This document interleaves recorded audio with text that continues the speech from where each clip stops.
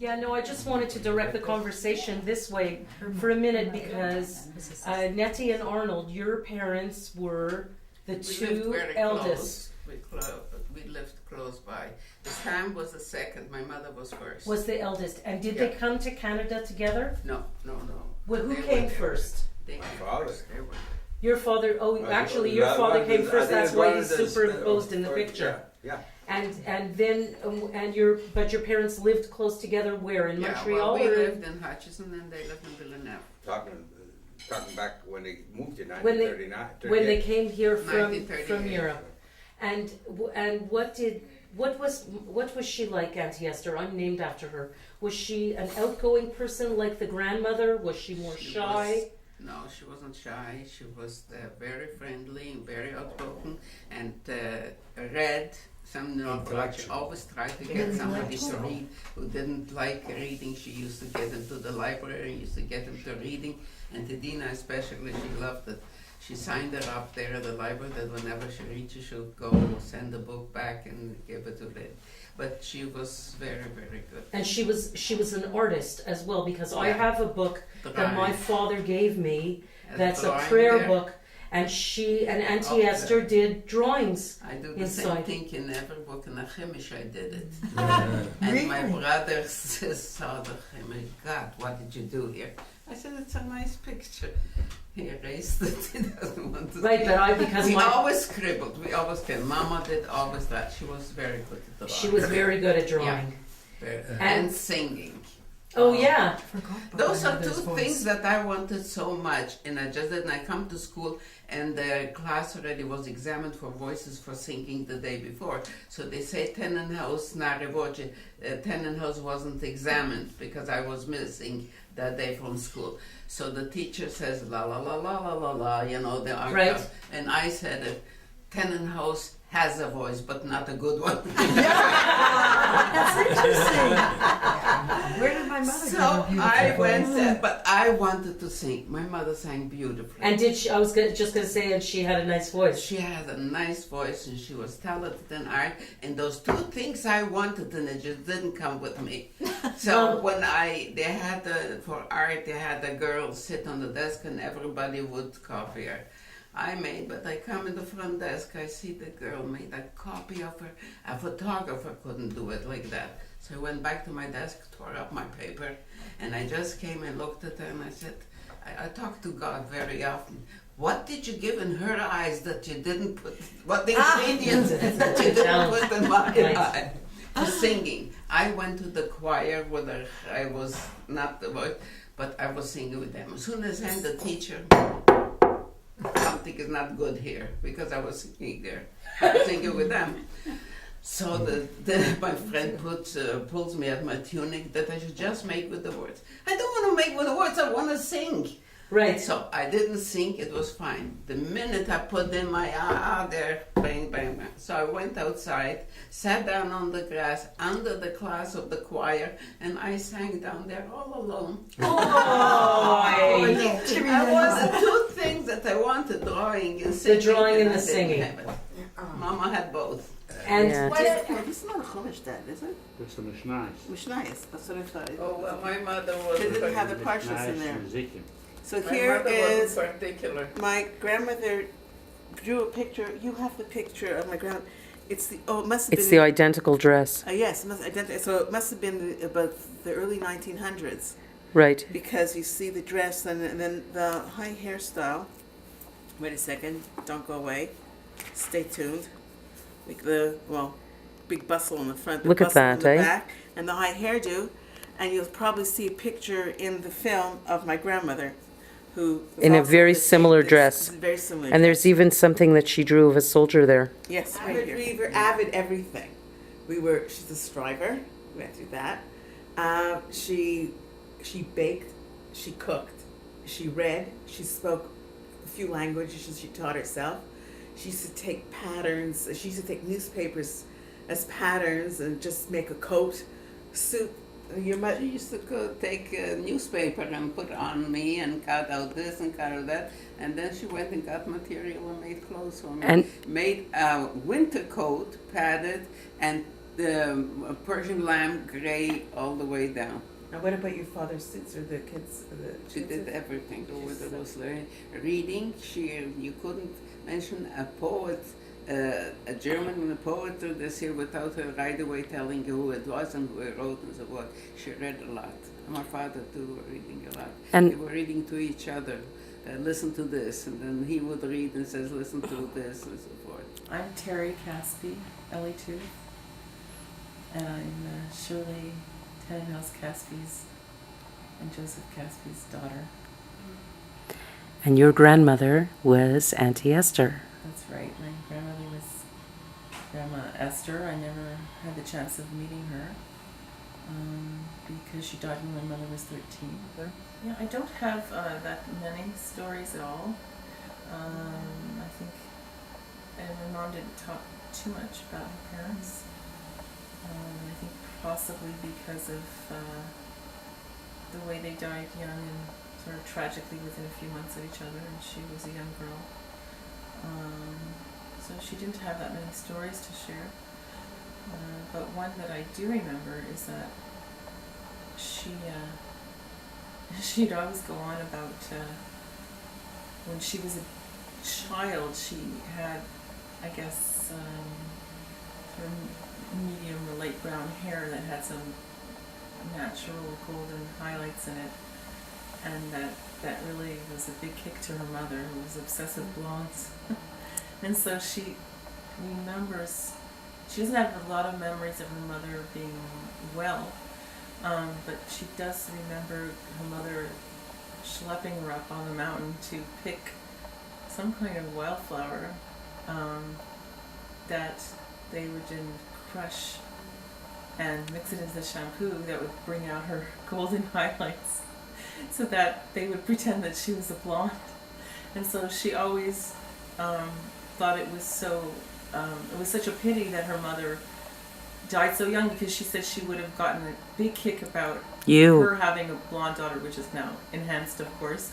But when I was young, it was, and then when I was pregnant with my fourth child, all three of my children looked like my husband Hanan, who's Middle Eastern, and very dark skin. And when I was pregnant with my fourth child, she told me she died when he was a year old.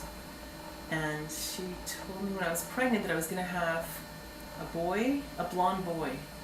And I had two daughters and then a son, and I didn't think I'd have, 2 and 2. It was just too perfect. And I kept saying, "You're crazy." And she said, "No, you're going to have a blonde boy." And then I had a little boy with white blonde hair. And again, she was like, she said, if her mother had only seen that. Why it was so important, I don't know, but it was a very cute kind of story. And many things that I can say. My in-laws, my father-in-law was a very smart man, and in 1933 he took the family out of Romania and went to Palestine, and that's where David and his brother Menachem continued on and went to school in Palestine. And my brother-in-law, Menachem, had 2 children, Yair and Penina. And one exceptional funny story, funny and not funny, just before Passover, my mother-in-law was cleaning, and behind the staircase, she found an Uzi. And she started running around with it. What is the Uzi doing there? Now, my father-in-law was a bright man, and he said, "Put that away." David, my husband, was in the underground at that time. And it's a funny story, but on the other hand, it could have been a very sad story. Well, just to interject one thing. As soon as that happened, Auntie Miriam called Montreal and told the brothers that David is involved with their gun. And right away they got him out of there. Yeah. They brought him here from Montreal. You have to ask me something. That I have to say actually something happened. about Auntie That actually Mary, which was happened. very Right special. after that. That I Right remember after as a that. young girl. There's only one call. Yeah. Okay. I must tell you the Isaac. story of what happened with Auntie Regina when our late Zeta died in Romania. He died suddenly, and the reason for his death was, as it was told to my mother and to everybody else, was he died of an anaphora. Today we call it a stroke, but in those days it was sudden. He was 58 years old, and he just got a stroke and he died. Anyway, Auntie Regina was pregnant with Manuel Litwin at the time, and nobody wanted to tell her. She living in Canada? Yeah, she was in Yeah. Canada, sure. She got married in Canada. Anyway, so they gave her, Mortimer. they gave him a name, Menachem Mendel, at the bris. And she said, how can you give a name Menachem Mendel? My father's name is Menachem Mendel. And that's when she found out, only after she had given birth. But 6 months later, 6 months what later, happened, she had she found looked out in the that safe. her- Uncle Julius figured it was time, so he showed the birth certificate in the safe. Oh my Filled in The death into what it certificate. was, the birth certificate of Manuel. They called him Mortimer, not Manuel. Mortimer like Mayor Munch, he thought it was. But the That- reason they called him Mortimer was because the Kastners had a son who was a Menachem Mendel, and they called him Mortimer. And that's why But they that's, did. but they knew it was about 6 months after he died. And you're Yeah. talking- I always admire Uncle Meyer and Auntie Bertha, how they always showed their love. They were always holding hands, and they were always so good with their children and so close. And I remember saying to myself, that's the way I want to be and With bring your up children. with my children. And I always remember them. They always showed that warm love towards each other and to their children. And that's one thing I've always looked up to them for that. Lainey asked me to recount a couple of family stories, and one of the stories is something that I heard along the way. It's about how our family had a tradition of giving tzedakah. What happened was this: is that Auntie Clara was one of the younger sisters, if not the youngest one, I think. No, I don't know, whatever, and.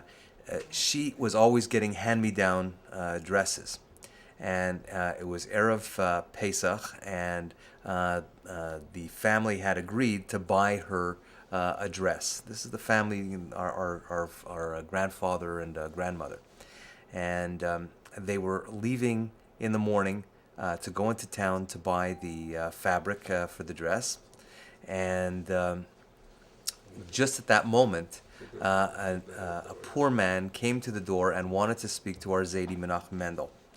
And he excused himself and he went into the back room and he spoke to this fellow. And when they came out, he told our grandmother, Babatoni, and Auntie Clara that unfortunately they wouldn't be able to go to get a dress because he had just given all the money away to this poor man who needed money for Pesach. And so Auntie Clara could have reacted in many different ways. She could have been very hostile for the rest of her life. But in fact, what happened, and I discovered this from our cousin Sammy, that the children, when they all grew up, were unable to play in the basement of their home. Why? Because Auntie Clara she always had boxes filled with clothes for the children. Filled with clothes to be given away to tzedakah, and so that she continued the family tradition of our grandfather Menachem Mendel. Yeah, I also remember Auntie Regina's attic. Their attic was a real treasure chest of memorabilia. There was everything there, from old clothes to old toys to old, you name it. And of course, we as children loved to dress up in the clothes, to put the shoes on, and to do anything that we could with it. My grandfather had been nervous about Regina because she was getting on in years. She was 24. This is serious. So, oh yeah. So they arranged a shidduch. They introduced Julius Litwin to Regina Dolphin, and somehow or other it clicked. He was considered a catch. He was a businessman, he was doing well, and he had a violin. This gave him culture. Anyhow, he presented her with a 1-carat diamond ring, and she wore this proudly until all of a sudden, horror of horrors, one day she found that the diamond was lost. It fell out of the ring. What was she going to do? She went to my grandfather, and my grandfather, absolutely insisting that this shidduch was going to persist and end up in marriage and children and everything, quickly replaced the diamond with another one, and Julius was never to find out ever in his whole life. He made Regina swear that she was never going to tell him or anyone else about this horrible catastrophe, and she didn't even tell her own children until after their father was dead. Later on, she again lost the diamond out of the ring, or the ring itself, I'm not sure, and her son-in-law, Z. Farber, that's Sandra's husband, went and bought her a replacement, a 3-carat diamond ring. So Wow. that's quite a story, I think. I think so too. So they had a secret all those years. All those years. Yeah. I think it's very special, and it shows his love for her and for that whole part of the family.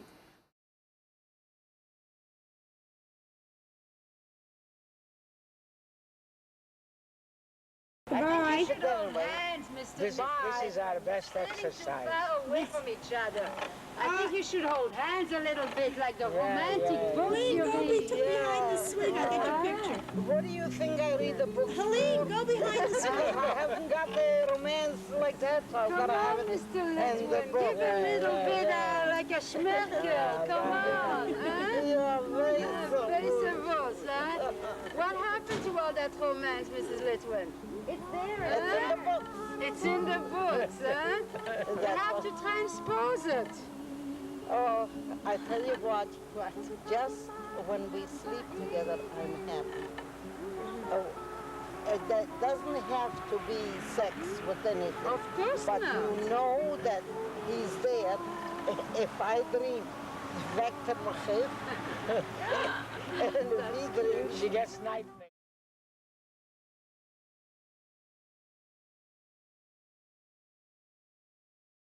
The girl, my father used to ask her, what are you going to do in Israel? She said, I'm going to teach German.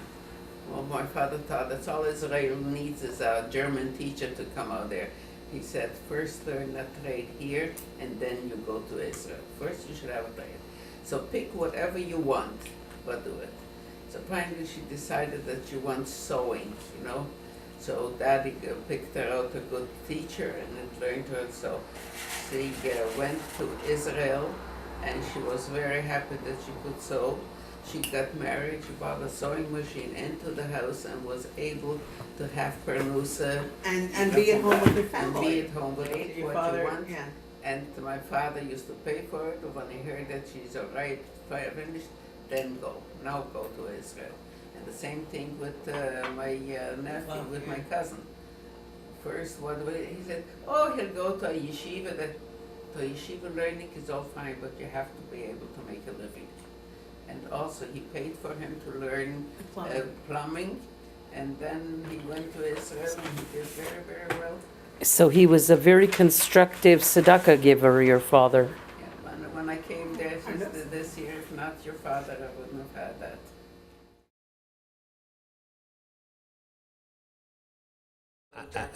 Auntie Esther was married to Uncle Sroul. And do you have any story at all Uncle about him? Uncle Sroul was a very well-educated man in Jewish studies, and he was a very serious person, though, and he came to Canada with his wife, with Auntie Esther, in 1939, right before the war started, or was it 38? I'm not sure. Right before the war started, anyway. And Auntie Esther got sick, and he had to tend to her constantly. She was in bed all the time. She could barely walk when she got out. She held the walls so she shouldn't fall over. And but he would take care of her. When he once said she's going to outlive me because the work was so hard on him. And he had gone to shul. It was right before Rosh Hashanah, and he blew the shofar. And that morning, then that right after he blew the shofar, he came home, and he had a heart attack. Oh my God! And he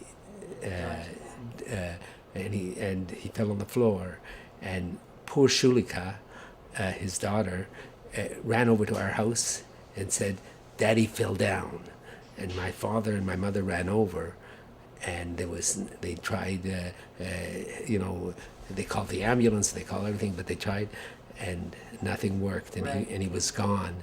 And it was true that Auntie Esther outlived him by a number of months, I think a half a Right. year. I'm named after Auntie Esther. My daughter is named after Auntie Esther too.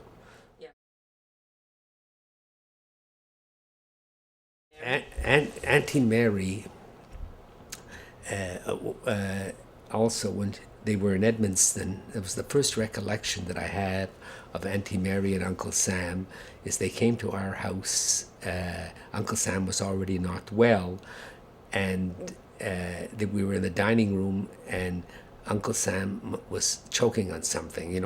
He coughed, and Auntie Mary got up, and she started to pat his back, and "Are you okay? Something to drink?" And she took care of him very, and she had a hard life too, because she had to take care of a sick husband who had diabetes and some other diseases as well, and they didn't have. I don't know if they had insulin yet in those days. I don't think so, I know one thing but this is about Sam, not about Mary. Yeah. And that's that I know they used to tell him that he's not allowed to eat fat, and he used to like to take a piece of speck.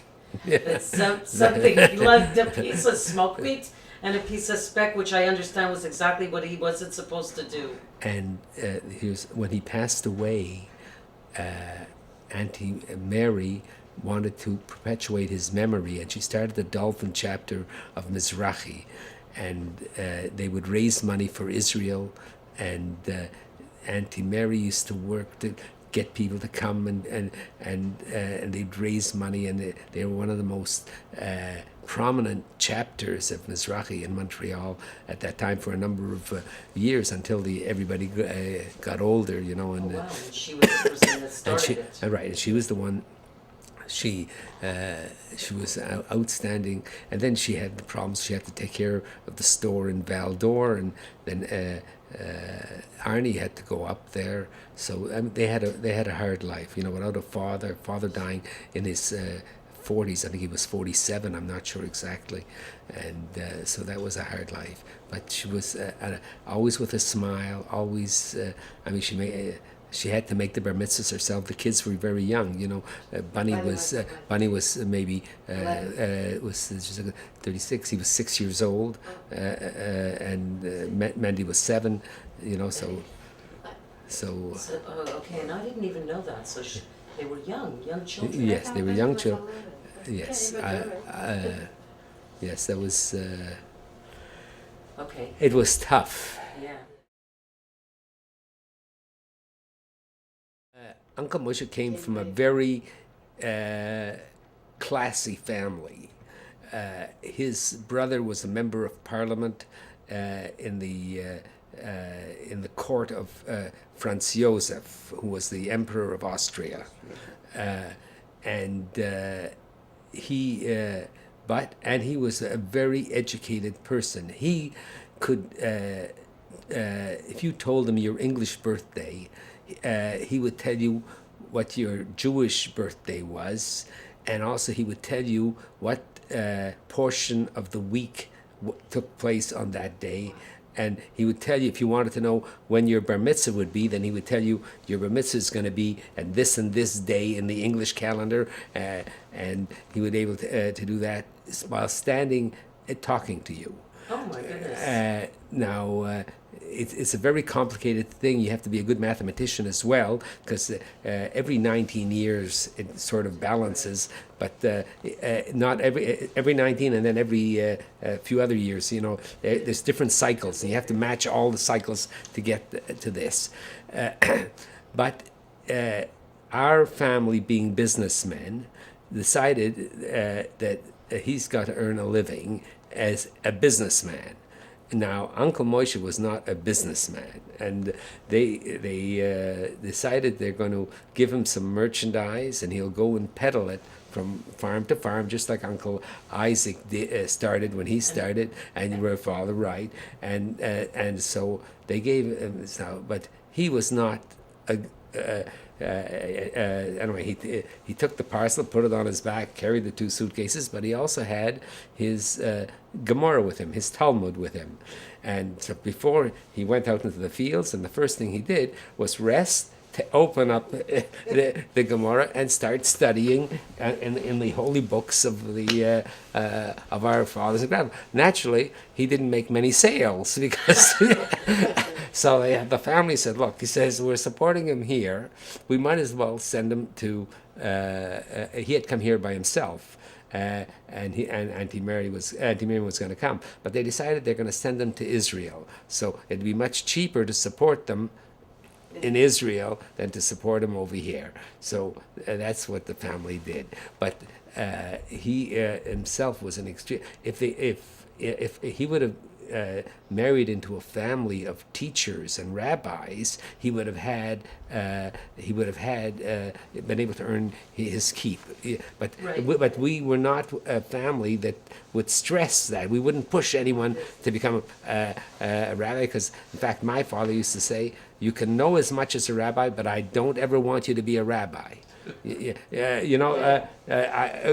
go into business, or you go to have a university education, but don't be a rabbi, because he says a rabbi has the whole congregation is his boss, and he says it's the most terrible thing. Right. But if you would have stressed that, and there are many rabbis that are having lead congregations, and they're very happy, but our family pushed him the wrong way, and so he when he came back, when he moved back to Montreal after in 1948, I think, or 49 or 50, I'm not sure exactly, he taught my brother Sammy religious studies, and Sammy is a very, very knowledgeable person today because of learning with Uncle Moshe.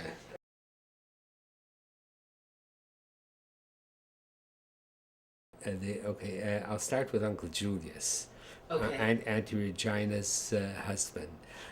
Uncle Julius was a fairly good cook, and Auntie Regina used to love the business. She didn't like to cook, and he would make some of the most delicious meals. And when our grandmother was in Israel, and was in 1948, 49, and 50, when they were fighting and they couldn't get all the foods over there, they couldn't get meat, Uncle Julius would make the meat and can it and send it over there so that she should have enough meat to eat. Now, tell a story about your father. Tell us something about your dad.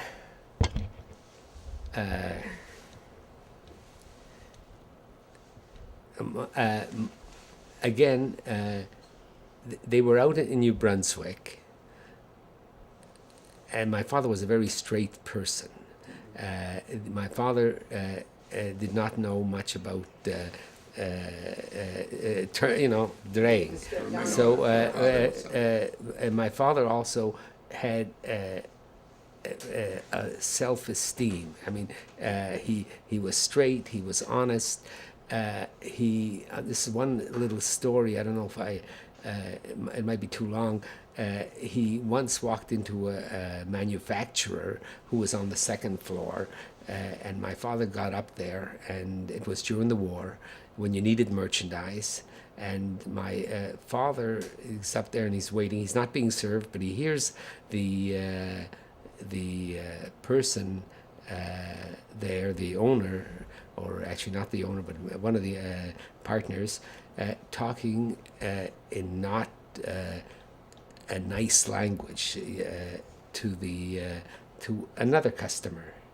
So, in fact, very, very rude, dirty language. So my father turns around and walks out.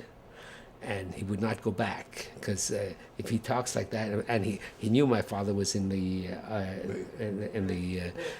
so my father walked out, and then naturally he needed the stuff. It was during the war, but my father's self-respect was more important to him than than getting the merchandise. 2 years after the war, my father's walking on the street with Joe Fellick, and they meet this man. My father nodded to him, and then when they kept walking, he called Joe Fellick and he says, "Look, see what you can do to have Hutman come up and buy from us again." Anyway, he talked to my father and they enticed him, and he went up. And he bought. A short while after, I went up first because my father couldn't climb the stairs, so I'd go up first, see if he was there. And he says, "Oh, I'm happy you're here first because I got to watch the way I speak when your father's here," you know. So that was my father's self-respect was more important than making that extra dollar.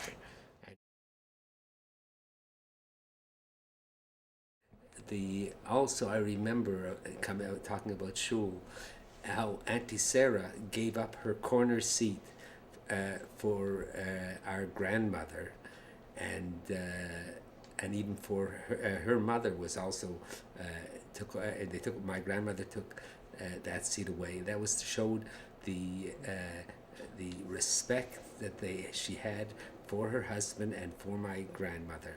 Your mom.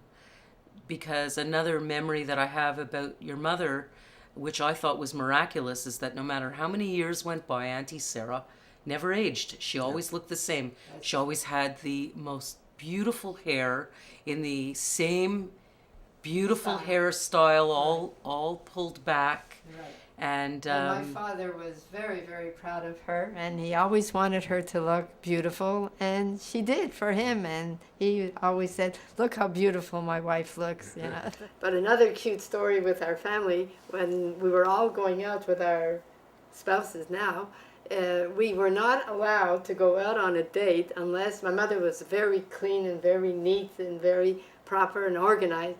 And when they used to come and call on us, unless we cleaned up our room or we did the things that we were supposed to do, we weren't able to go out on the date. That I remember about my mother. And was your father strict about curfew and what time you get home and stuff like that? No, he wasn't. My mother made most of the thing. No, he was very gentle that way. He didn't have that. So Uncle Meyer was a sportsman. Uncle Meyer used to go fishing, and we once went, a little funny story, we went fishing in at Petit Rocher, and that's outside of Bathurst, and Auntie Bertha gave something like 20 sandwiches for all of us that were there. When we got there, everybody went away, but Julius Sand stayed with the sandwiches, and when we got back, there wasn't a sandwich left. But also Uncle Meyer caught 105 fish. Now, we were only allowed 20 apiece. We were 5, I think, so there was 5 extra. So he went and he started a fire and he broiled the fish right beside the riverbank, and we ate the fish right there.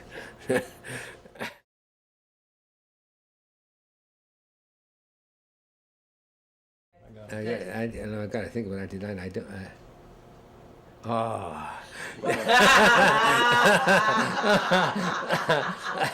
I can only add about Auntie Dina that she told me when I came in the family, she says, "Thanks God there's another person, Polish person, because I'm picked on, they're all Romanian." That's all I remember till today. She says, "Thanks God you came in the family because this is only Romanian." I mean, till today she reminds me. You know? Okay, Manuel. Auntie, first thing, we cousins were terrible kids. Auntie Dinah was a young, good-looking lady, and she was 18 or 19 when she got married. The Uncle Morris met her in Israel, and he married her. But she was a good cook, and for to break the fast on Yom Kippur night, she made a turkey. And the night she made the turkey the day before, naturally, because on Yom Kippur you can't cook. So she made the turkey and she had it in the refrigerator. Manuel Sand and some of the other cousins, I think Monty was there, your brother, and others decided to go and visit. They heard there was a turkey at Auntie Dinah's house, and they come to the house, and true enough, in the refrigerator there's a turkey. Well, they're allowed to eat because they were not bar mitzvah, and they took the turkey out and they demolished it. There was nothing left for the people that were coming to break the fast. Auntie Dinah comes home, and I think her eyes turned black. She couldn't see what was going on, and she had to go scramble. She came over to our house to get something, and the other people to be able to feed the grown-ups. Poor her. I mean, I don't know what she did after that, but she took it like a trooper. You know, what can you do? You couldn't hit the kids. You know, she should have stood there and watched them.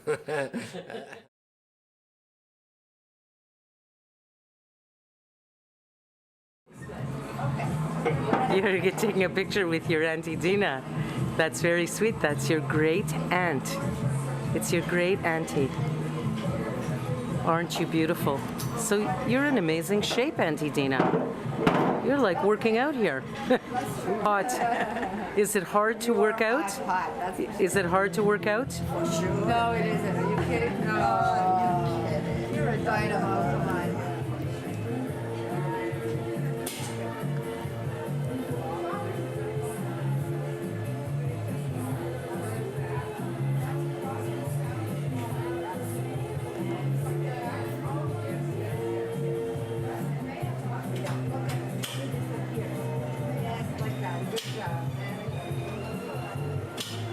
Amazing.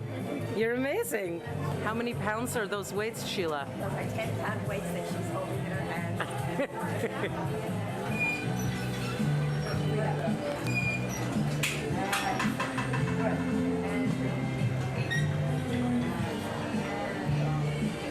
And she's at the 7 level there. How many pounds is that? 70 pounds. 70 pounds. Wow. We have our own Schwarzenegger here in the family.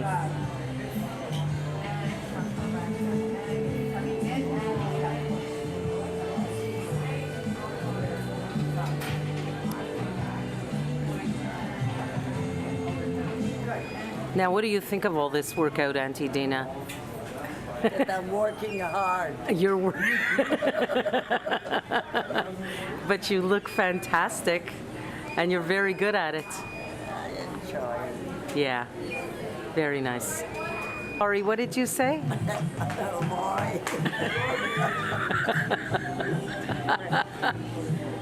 It helps to say oi sometimes, doesn't it? I say it, it doesn't help. I have to do what they say. Yeah, but then it doesn't feel good after? After it feels good, yeah. Like, I wouldn't like it.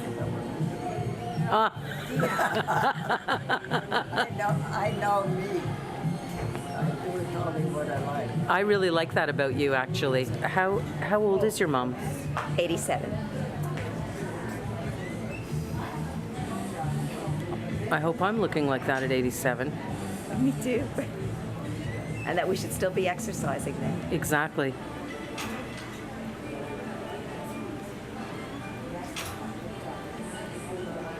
She goes twice a week, every Monday and Monday and Wednesday morning. And she's been doing it for years. And how long is the workout? It's supposed to be an hour, but she usually keeps her more than an hour. What did you say, Auntie Dina? I didn't hear you. No, I said she's walking nice and straight. She says she can't bend anymore.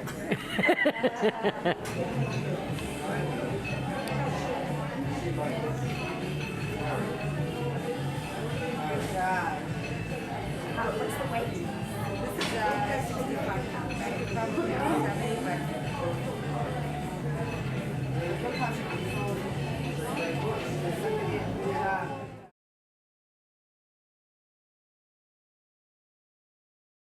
So, and I will tell a story too, because my mother also, Mummy made also a fantastic lemon meringue pie. And she would cook a lemon meringue pie for like parties and birthdays. Yeah, my mum also, Auntie Celia, my mother used to also make a fantastic lemon meringue pie too. Maybe you both use the same lemon pie recipe. Sure. And after Mum was gone, Henya invited all the older daughter cousins over to her house, and they made about 7 lemon meringue pies trying to capture Mummy's recipe, which I think appears on the box anyway, by the way, but it doesn't matter because Mummy made it in a certain way. And anyway, none of them tasted like Mummy's pie. But the following morning, on a Sunday morning, when it was quiet, early in the morning, Emma Jo and I went into the kitchen alone, and we took the recipe card from Mummy's kitchen and followed her recipe to a T. And Emma Jo and I made a pie that tastes exactly like Mummy's. And now we give them out on birthdays. It's beautiful. Isn't that nice? I used to make it. Yeah? And did you also follow the recipe on the back of the sheriff pie filling? I must have had that recipe for sure. Yeah. I did it. Yeah. And did you make also Auntie Bertha's noodles by any chance? Did you make egg noodles for the holidays at all? I used to make noodles for sure, but I don't. It's a long time. It's a long time ago. We still do it. The daughters still do it now, even now. Yeah. Lux. That's it. That's what it comes. Sure. Yeah. Luction. Yeah. That's right. It's nice, Auntie Dina. Friday, always Friday, I make for Shabbos. For Shabbos. Yeah.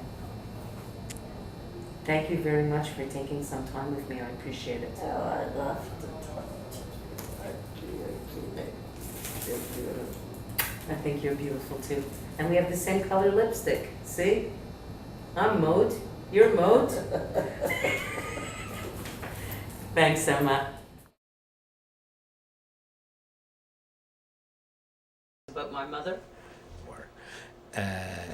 Your mother, my mother, your father used to say, give my mother money to send to the relatives in Europe and in Israel, as well as all the other uncles did exactly the same thing.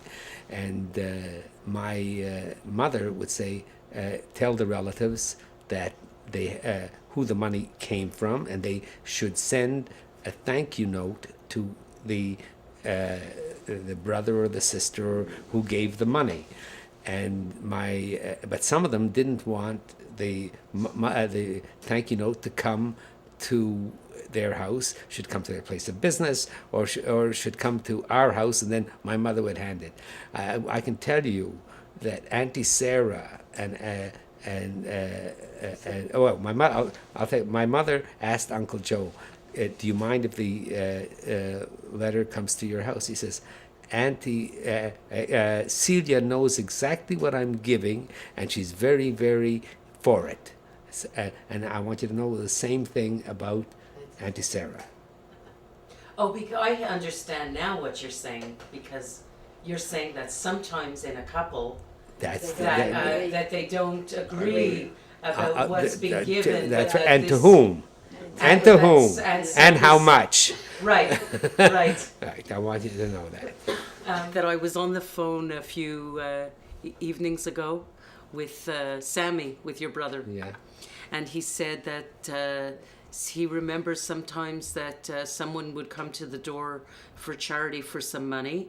Your father would give some money, and then your mother would walk the person to the door, and your mother would give like a little bit of extra money. Yes. And I said, and it's funny because in my house, Yeah. somebody would come to the door, and my mother would give some money, and my father would walk the person to the door, and he would give them a little of extra money with the children too. Like my mother would give us money, but you wanted to be alone with my father for a minute because then you would get like a little bit more. That's it. Yeah. That's it.